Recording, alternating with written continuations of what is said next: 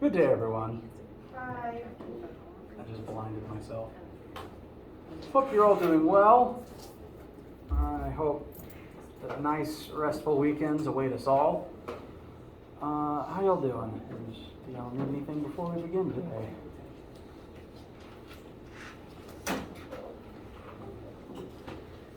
Alright. If you have any questions at any time, you please ask, including random goofy ones. Some quick reminders. Today is October 1st. Welcome to Spooky Month. And the take-home lab is due by the end of this coming Monday.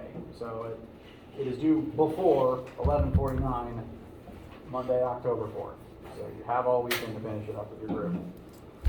Speaking of that lab, there is at least one part of it that everyone is routinely getting back to me with an error about, because there is definitely some mistake in the way that I wrote a question or the way that I gave you a formula. And even I am still, or rather possibly in the way that I set up the experiment, I'm still exactly figuring out what combination of mistakes I made together. However, in terms of the one answer that everyone is continuously worried about, namely the percent error calculation comparing your graph slope to 9.8, please do not worry about. I am asking you, don't worry about that exact number being off, because it's off for everybody, because I made a mistake. So as long as you show all your work and show all your data and show me the graphs that you made as part of what you turn in, it will be counted as correct as long as everything is correct for the data you collected. So about that specific piece, please don't worry. Everything else, the way that I ask the questions, should be fine for you to be able to find answers just from the data that you have. The combination of errors that I'm still trying to figure out that I made shouldn't affect anything else but that one, the way that I asked everything. So hopefully everything should move smoothly as you finish it up over the weekend. That is actually the only thing that's going to be due Monday night, because I am moving Chapter 4 homework and quiz to be due on the 16th. Sorry, the 6th, pardon me, due on the 6th, because today I'd like to do some examples of force questions involving things we've already talked about, to get some more examples and stuff in your notes. And that has been, for my other lectures, taking longer than I anticipated, but I'd rather spend more time on an example than not enough time, which means that Monday is going to become our big main friction lecture, where we do talk about friction itself and do friction examples. And then Wednesday will be the tying everything together review day and help each other with homework question day. So, additionally, keep in mind, next week we will resume normal lab schedule. So finish up your take-home lab from this week over the weekend, and then next week we will have a normal in-person lab again. It will involve friction and tension and all sorts of good stuff. Any questions, concerns, needs, etc. about any of this information thus far? I just have a question about the test. When it's going to be exactly?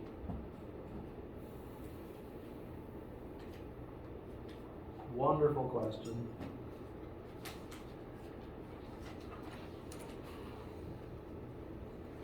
So this is me mentally tracking the chapters I would like before and after this coming test. We're talking about friction through here, and what we do. We'll probably start talking about work. I probably say here. Now, I'll probably move collisions. Might move collisions to the second half so we can go ahead and get a test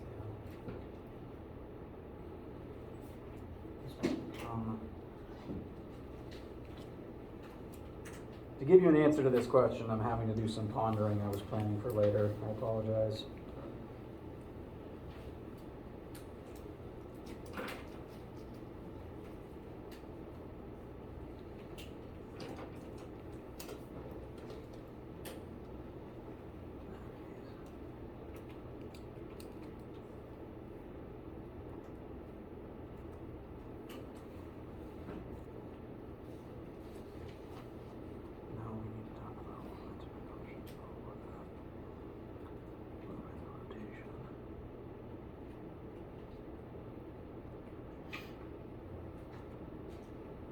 Okay.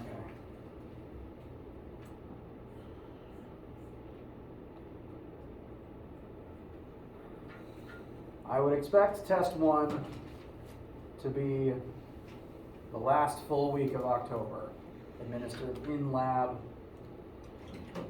on the 25th through the 29th. Does that mean if you have a lab on a Friday, you're gonna take it on a Friday? Yes. Okay. Yeah, that whole week will be.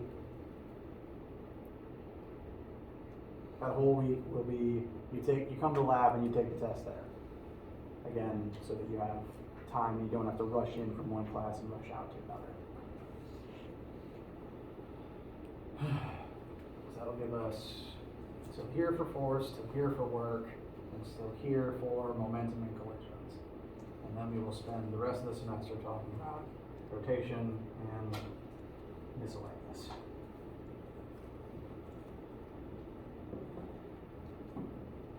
Okay. Any other questions?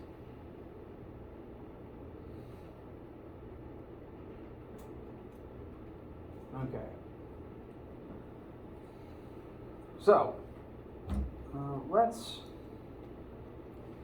look at a few examples.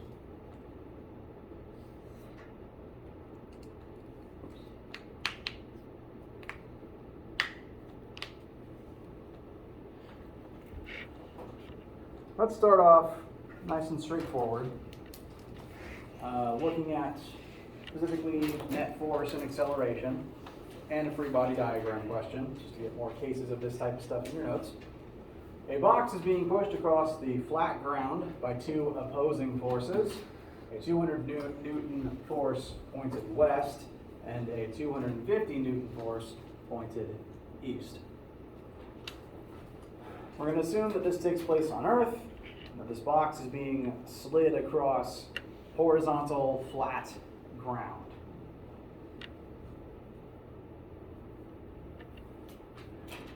And so the first thing that we're going to do is draw a free body diagram for this box. If that term is still settling into your brain, that is fine. Free body diagram is just a drawing where we show all of the force arrows acting on a body or an object. And so we're just going to figure out exactly what all the forces on this box are and show them relative to each other as arrows. Now we're told, flat out, we have 200 newtons west and 250 newtons east. So, to start with, we simply draw those two force arrows. Now, using just your own knowledge from having lived on planet Earth your whole lives, what other forces would be present on this box if it was sliding horizontally across the ground? Very good. If you are on Earth, gravity will be present. And what must be there if it's not falling down? Very good. The ground is pushing upwards, and that will keep it on the ground. And those are all the forces that we know for certain are present. Yes? Isn't one of those forces supposed to be negative? Yes. Now, on the drawing, sometimes, like if I was grading this picture, I would count it as correct because the west and the east oppose each other, but the arrows inform us of that fact. But if we were to do math from these numbers, we would eventually have to put a negative sign there because they're working against one another. If we were to add them up normally, one of them has to become negative for that reason. I would also grade this as correct because you're just further clarifying direction there, and I'm fine with that.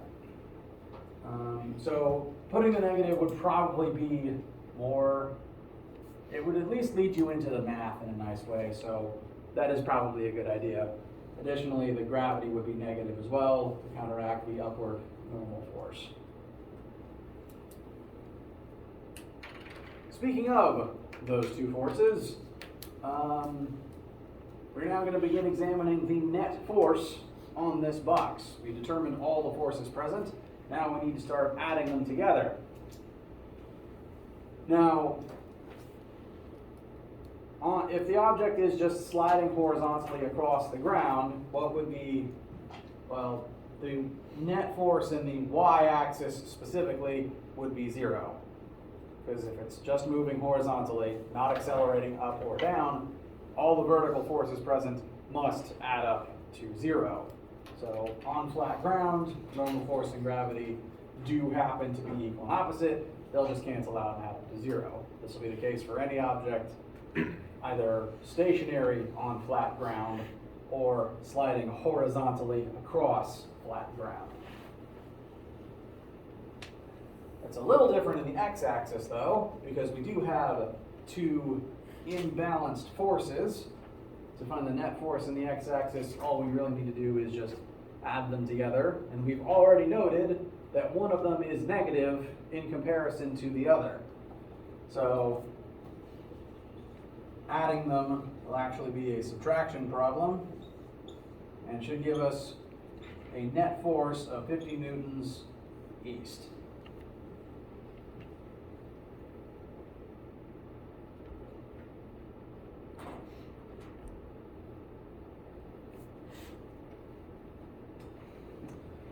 So, we have now determined net force in both the y and the x. There's nothing really happening in the y-axis, so we can just leave that one alone for right now. Last question, if the box's mass is 10 grams, what is the resulting acceleration of the box? And conveniently, we have a nice formula, courtesy of Newton, to help us find that answer. Net force equals mass times acceleration. Y-axis, there's no force, there's no acceleration, but in the x-axis, we know force, we know mass, and we can just solve for acceleration, right?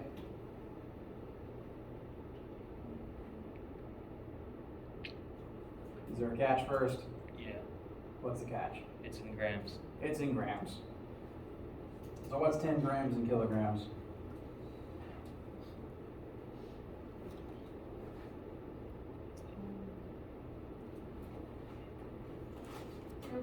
0.01. Very good. And that's ultimately going to give us a pretty big answer, which might not be realistic, but mathematically is correct for this situation.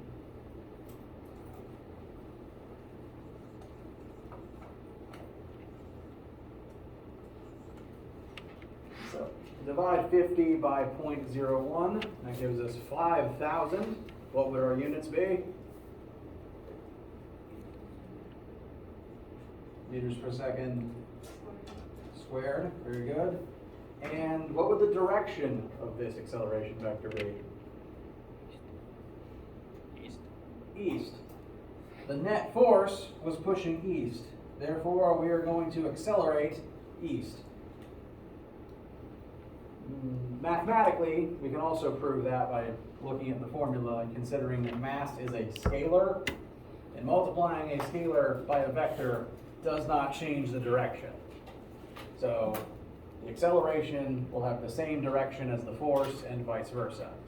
But that's only really the case for the net force and the net acceleration. Obviously there was one force, well there were actually several forces pointing not east, but the net force points east, so the net acceleration will also be east. questions about anything in this particular case?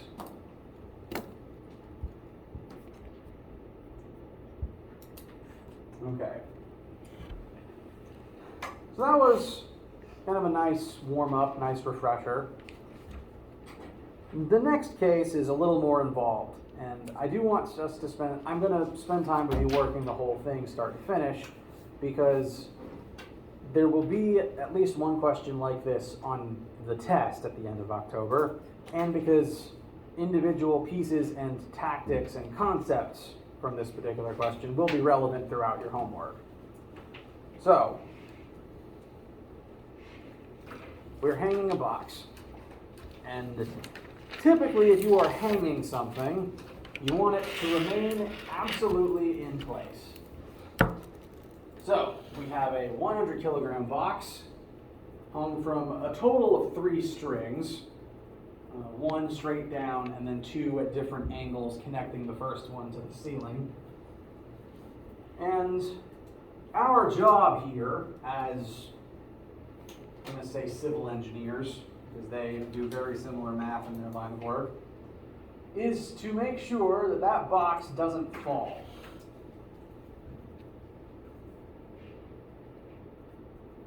Give you a second to copy information and to start. Yeah, to give you a second to copy everything. I'll take a sip of water.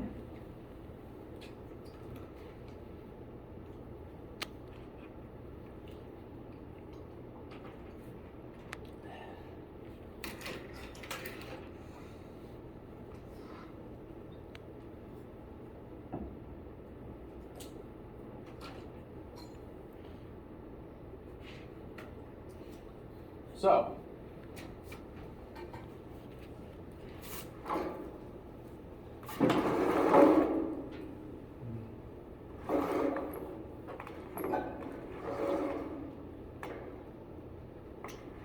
okay, I've got a lot of math left over from previous times I've worked this that I didn't necessarily want to erase. And I'm only going to draw your attention to specific pieces at a time. There's a lot of things present. We're not up here yet. We're starting at the bottom. Okay? We're going to start at the bottom, and I'm going to explain to you why. This situation is, I've referenced this once or twice. Most force questions that you will be examining are either static or they are dynamic.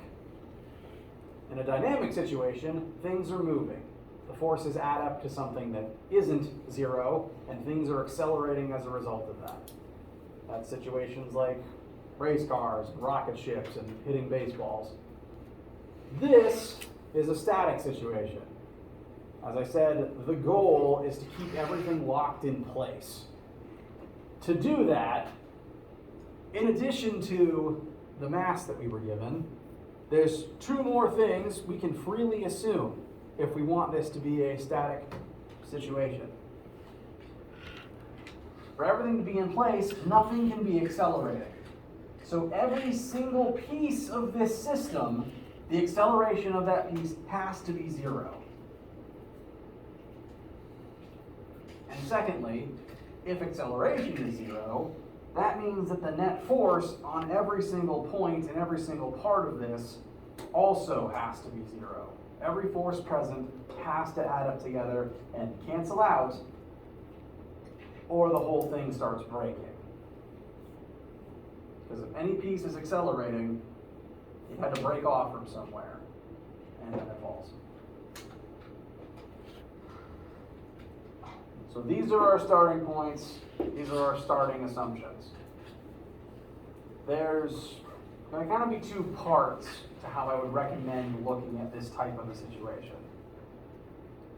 And the first part, each of the parts is going to involve studying a specific point of this system. Those 2 points are going to be the brick itself. We're going to look at all the forces acting only on the brick. And we're also going to look at all the forces acting on this conjoined knot. We're going to do those 2 things separately, though. We're going to start with the easier, of the 2, which is the more important starting point. we have to start at the bottom first. Because this is the point that we know the mass of. If the point is to keep this brick in place, let's start at the brick.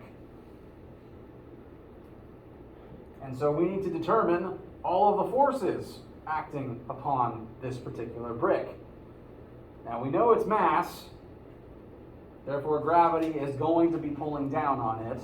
Since we know the mass, we can calculate what that weight is. That would be 980 newtons downwards, 100 times 9.8. And the other force present is going to be the tension in the rope that this particular brick is directly attached to. This brick is not actually connected directly to either of the other ropes. Only this one, which points straight up, is actually connected to it. Therefore, the tension in that rope is the only other force actually down here. So the two forces we're going to end up comparing are the weight of the brick and the tension in the string. Questions so far? We've already found the weight of the brick, and we know that all the forces on that mass have to add up to 0. The two forces present are tension and gravity, so we can continue using Newton's second law to arrive at the conclusion. T1 minus 980 must be 0, therefore T1 must also be 980. Just point it up right now.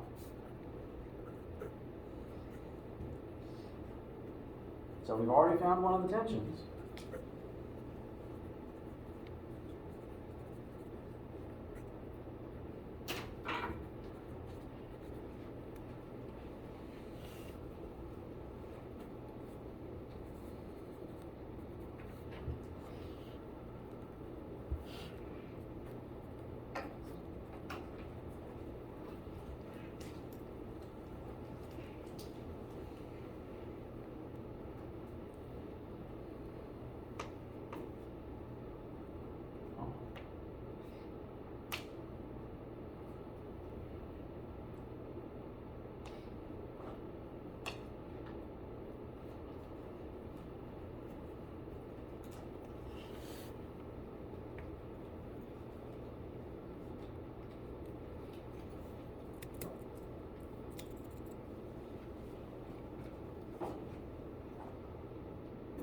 Any questions, any thoughts, concerns, etc. about how we arrived at T1? I just have a question. How do we know the difference between which one T2 and which one's T3? Or you just randomly do it? I labeled them arbitrarily Okay. because the image that I borrowed from the internet didn't specify. So that doesn't really matter. This is the way I labeled it. A web-assigned question would have labeled them from the start. Yes, sir. So on the test, when we were to do a problem like this, and we have like T1, 2, and 3, does it matter which one's T1, 2, and 3 as long as we have the answers, or do you want us to like label our picture and then have that corresponding tension with it? On a test, I will try to label them in the first place, Okay. so that you will know specifically which one is which. All right. What happened with this was this morning I thought to myself, this would be a good example to work with everybody. And then I didn't actually write it down or make a slide before I got in the building this morning. So I quickly found the first picture I could find, and then I didn't label the tensions. And in fact, the tensions I did have now labeled kind of disagree with the angle labels. So the eventual test question, I promise, will be much better formatted.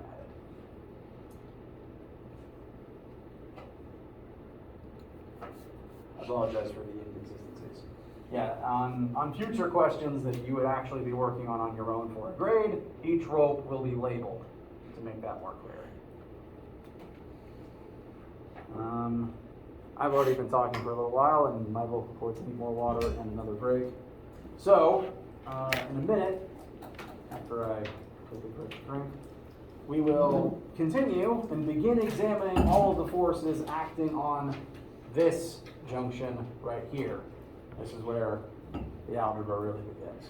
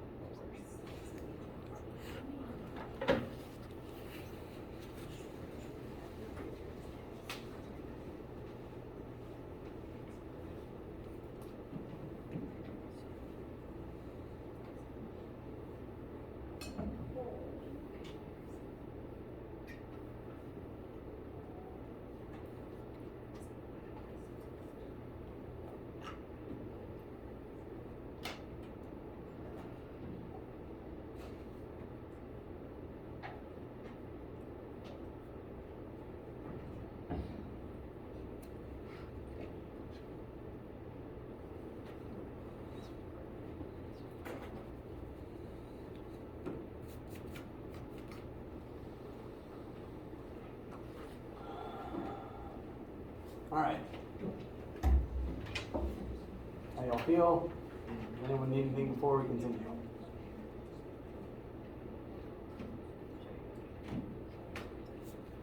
Okay. So, first part, done. We have one of the tensions, fantastic. We are done looking at the brick directly. We're now going to look at the second point that we care about, this knot, where the three strings join together. Now the way that tensions work is, the way that ropes work, all tensions have to point inward on both sides of the string.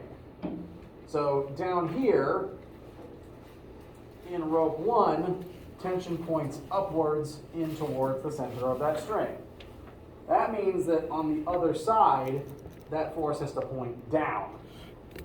So same number, T1 is still 980 here, it's just pointed in the opposite direction.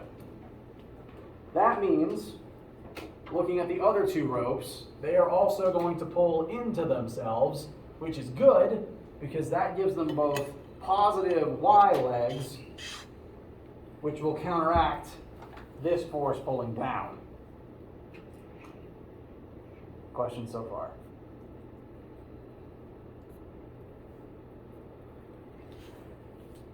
So previously, we analyzed all the forces acting on this point. We're going to do the same thing again. So we know that T1 is pulling straight down, and we know that T2 and T3 are going to have Y components in the same axis as T1.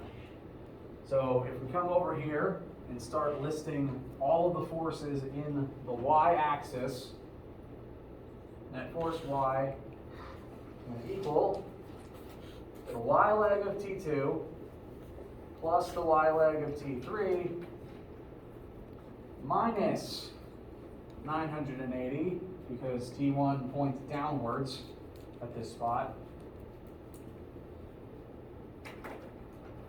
And those should still all add up to 0 if we want that specific point to remain stationary. Give some possibly inquisitive glances. How do you feel? Any questions getting to this sentence?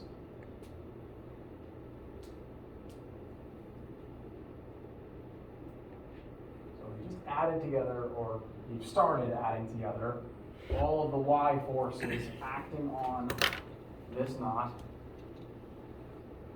Now, the way that this is written, we actually can't solve for either of them yet, because there's two unknowns in this function. So now we also need to turn our attention to the x-axis, because both T2 and T3 are also pulling out from each other in the x-axis at this same spot. So these also will have a horizontal leg. Are there any questions with how I took these angles up here and translated them to down here?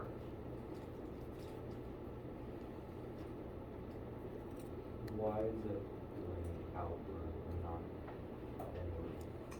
So, on either end of a string or rope, something, the rope has to pull in towards its own center on both sides.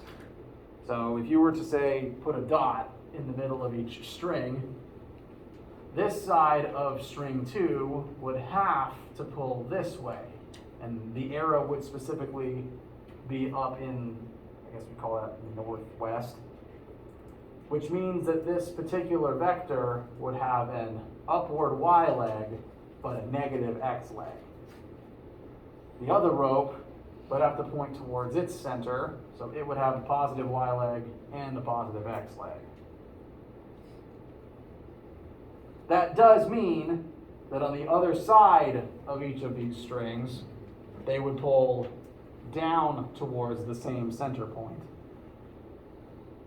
Which means that you'd have, if you were physically building this, you'd need to make sure that however you attach the rope to the ceiling could handle the forces involved. Am I answering the original question? So are we still at the point P? I thought that these ropes pull inward and that's pulled out. Or is that still? That's just the bottom of T3 and T2Y.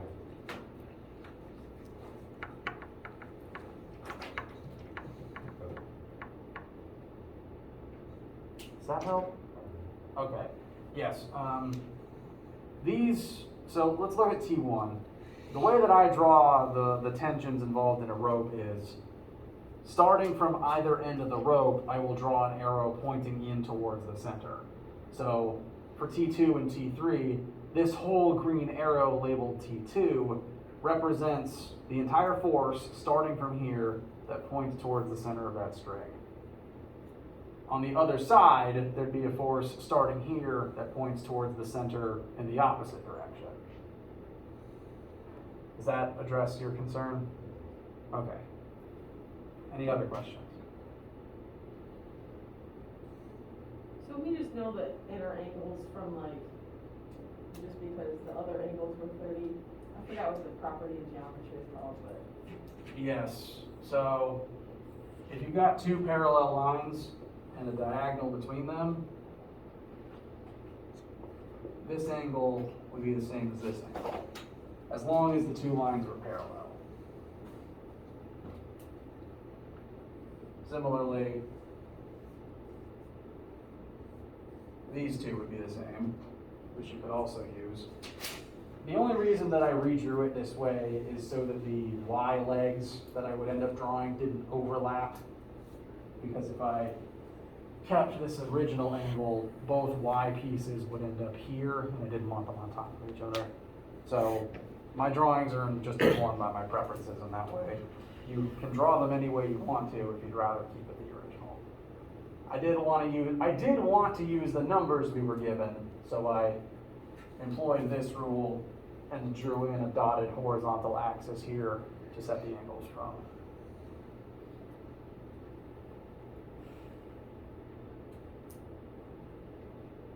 Yes. How do we figure out which thing we're basically looking for? So like you have sine 45 equals to T2y divided by T2. So we're basically figuring out the T2y. We're getting to that. Yes, sir. It bugs me, but I think sometimes it would be best if, because I give all three of my lectures one after the other in the morning. And sometimes I keep drawings and sometimes I erase them to put them back up as we're working. I probably should have erased more of this so that it would appear organically as we worked it.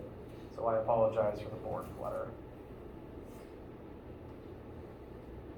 For right now, what we've done is looked at the Y pieces, try to clear out some space, the Y pieces of T2 and T3 because they must add together to counteract T1. But within the horizontal axis, T2 and T3 are working against one another, but that also has to add up to 0 to keep the rope from swinging back or forth. So in the x-axis, we need to look at the sum of those forces too.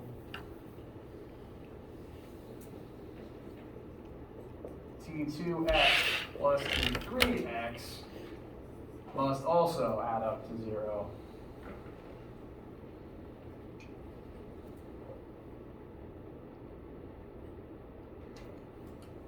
So we now have two equations. We've studied the x-axis and the y-axis. However, we can't really employ two equations, two unknowns yet, because the way that these are written, we have 4 unknowns. Because we haven't figured out what the legs of the triangles are yet. So this is 2 equations, 4 unknowns, which doesn't quite work. And so in this situation, what I recommend is we rephrase all of the legs in terms of T2 or T3. Because we know the angles, we want T2 and T3. We can use SOHCAHTOA to redefine T2y as T2 sine of 45, because sine of 45 would be opposite over hypotenuse. Sine of 45 is T2y over T2. Therefore, T2y is T2 times the sine of 45. Similarly, cosine would be adjacent over hypotenuse.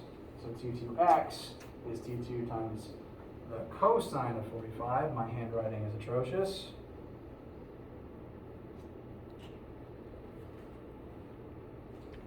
On that specific step, because T2x specifically points in the typically negative direction, we do need to denote that it's working against T3x.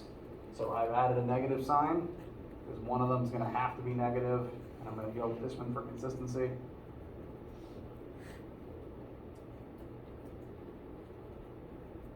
I'm going to do ultimately the same thing, bless you, to the legs of T3's triangle. So T3y would be T3 sine of 30, T3x would be T3 cosine of 30.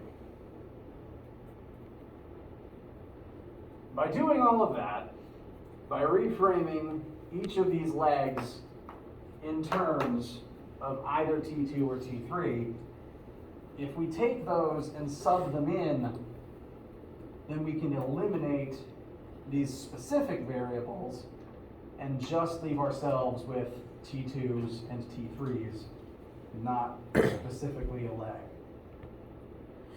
I don't think I said that super well. Let's put it up on the board just to see what it looks like.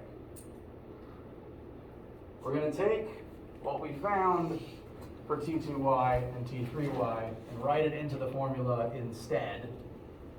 So T2y is T2 times the sine of 45.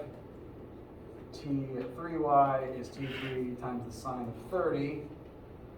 I'm going to go ahead and bring the negative 980 over to the other side. So these two numbers should add up to positive 980. And by doing this, we've now got the two unknowns we actually want in this equation. Let's do the same thing to the x.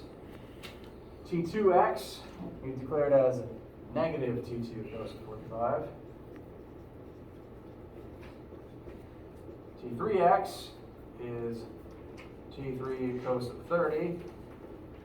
And those still must add up to 0.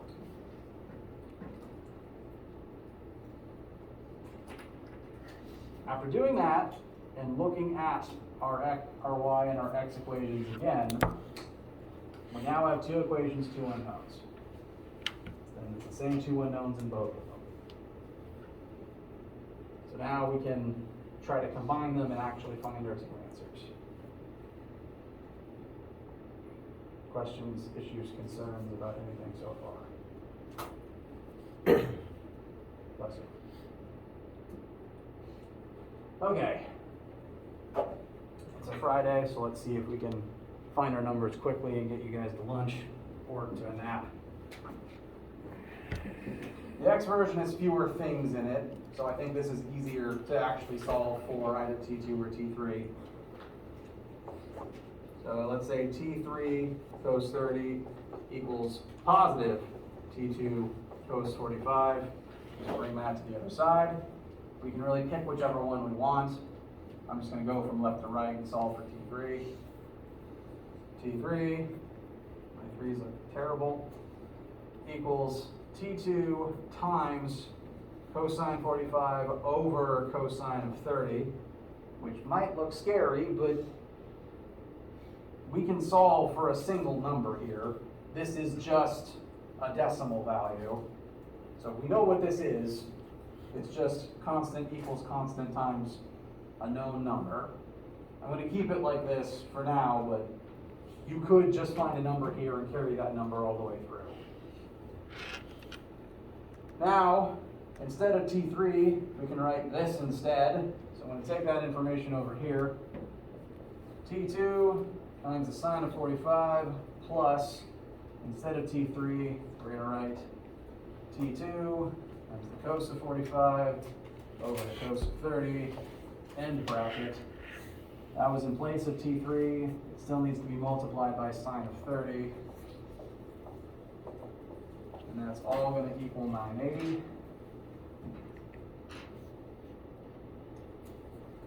This might look scary, but all of these trig functions are just numbers.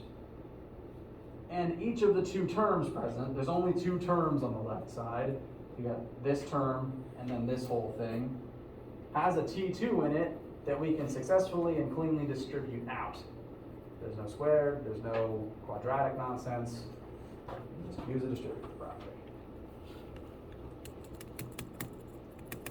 T2, open parentheses, sine of 45 plus cos of 45 divided by cos of 30.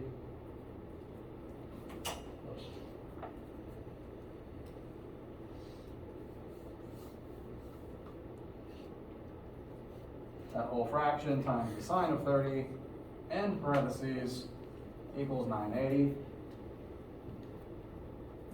And this whole thing can just become one number. You could have simplified a few terms before now if you wanted to. I'm trying to keep it in its general form for the sake of the notes. But our next step, we can just find what that one number is. I think from my memory it's about 1.15.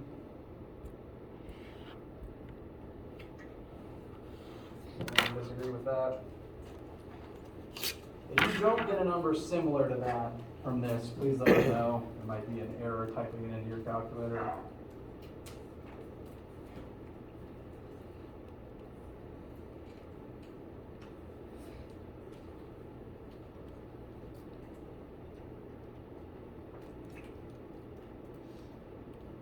And then the last step to find T2 specifically is just divide by that one number.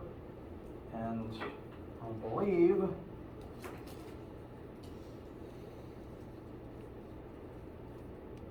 final answer comes out to about 878.6, I think. Oh, okay. It's not 1.15, it's 1.115. Sorry about that. But the final answer is still 878.6.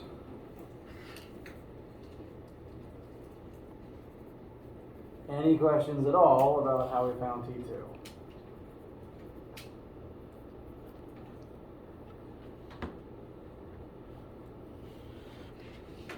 The last step, we now have a number for T2, which we can now take and bring back into our X equation and find a number for T3.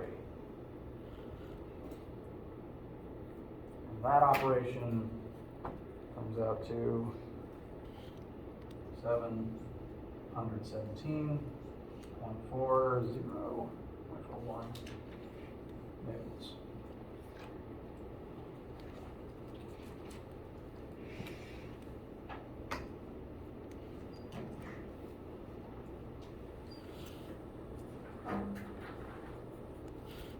Any questions, and I mean any, about any part of this whole thing? Yes. And if we just take the 980 and subtract it from the 878, does that give us the same thing? Well, Or is it, these two things subtracted from one another don't equal 700. okay, That would only be like 102. The issue is, since everything is on an angle, the two things are, like T2 and T3 are working together in the Y, they're working against each other in the X. They're both working against T1, it forms a bizarre triangle. And it's just these three things don't form a right triangle either. It's a very strange isosceles. I was just going back to the rule where you basically, if you add all the tangents together, or you add all the forces together, it's going to still give you a 0. That is still true. It's just that what you end up needing to add together are the X and Y components. So all the X's add up to 0 and all the Y's add up to 0. These numbers alone, these hypotenuses, don't add up to 0. And this whole thing, oh, sorry. Sorry, with the T2, if, I plugged it in and I got, a different number after the decimal, like you have 6.4, but I got 9.2, does that matter, or is it? Not really. Okay. Yeah, because what I have in my calculator uses like the whole number, whereas on the board I rounded it to the 5. This is utilizing the whole number that my calculator had in it. And I don't care about error percentages that small. You can begin packing up and heading onto your weekend. I just like talking. This whole thing is what architects and civil engineers do for a day job. They have to create the structure, make sure all the forces add up to 0, and make sure all of the individual tensions and compressions are forces that the materials can physically handle. Because if these ropes can't handle these forces, they snap and it falls. So, be working on your assignments over the weekend. The homework is not due Monday, but do please be working on it. And have a great weekend. Get sleep, get nice food. Yes, let me turn my camera off real quick. I will be, wait, I think the